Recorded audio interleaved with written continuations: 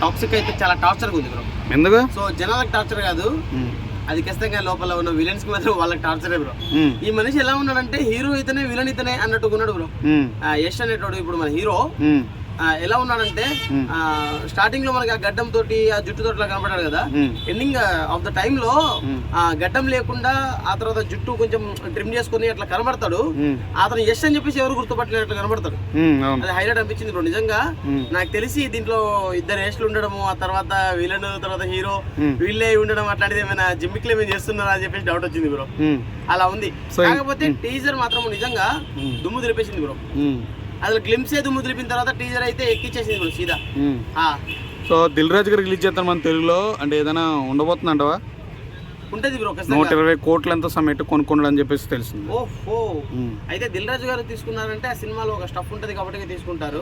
అయితే రీసెంట్ గా దిల్ రాజు గారు చేస్తున్న ప్రాజెక్టులలో కూడా చాలా ఇబ్బంది అవుతుంది. సో ఇదేంటంటే ఇప్పుడు డిస్ట్రిబ్యూషన్ కదా, సో రైట్సే కాబట్టి ఖచ్చితంగా ఒక స్టఫ్ ఉంది కాబట్టి తీసుకుంటారు ఇంత డబ్బులు. సో తీసుకునే దానికైతే ఖచ్చితంగా న్యాయం జరిగిద్ది అని చెప్పేసి అనుకుంటున్నాను. సో లేడీ డైరెక్టర్ డైరెక్షన్ చేసిందన్న అలా లేదన్న ఎలా అనిపించింది మీకు? అది అన్న నిజంగా అన్న నేను స్టార్టింగ్ లో ప్రోమో చూసినప్పుడే అన్న అది లేడీ డైరెక్టర్ చేసింది అని చెప్పేసి చెప్పగానే కిరణ్ సంథింగ్ ఏదో ఉంటుంది ఆమె పేరు, ఆమె చేసింది అనగానే నేను లిటరలీ షాక్ అయినా కొద్దిసేపు. ఏంది లేడీ డైరెక్టర్ అంటే సినిమా ఇలా కూడా చూపించవచ్చా అనిపించేది.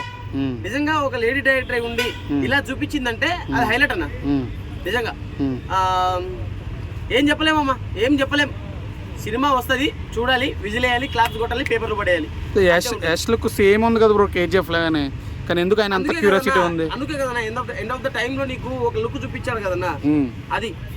సో అన్ని చోట్ల ఒకటే లుక్ తో రాదన్నా, లుక్ మారిద్ది, అది సినిమాలో మారిద్ది. సో కేజీఎఫ్ లో అయితే నీళ్ళలో మునిగిపోయాడు కదా, ఇప్పుడు నీళ్ళ నుంచి తేలుతున్నాడు. సో ఆ నీళ్ళ మీదనే వచ్చేసాడు అనుకుంటా. ఇక్కడికి వచ్చినాక కటింగ్ చేయించుకుంటాలే అన్న. మ్యూజిక్ ఎలా అనిపించింది? దాంట్లో బ్యాక్గ్రౌండ్ స్కోర్ బాగుందన్నా. బీజం అయితే చాలా బాగుందన్న నిజంగా. ఒక్కొక్క చిన్న చిన్నగా ఎక్కుతుంది, చాలా బాగుంది. చాలా మంది ప్యారడైజ్ ఇట్లతో పోల్చున్నారు అంటే మా సినిమా కదా అని.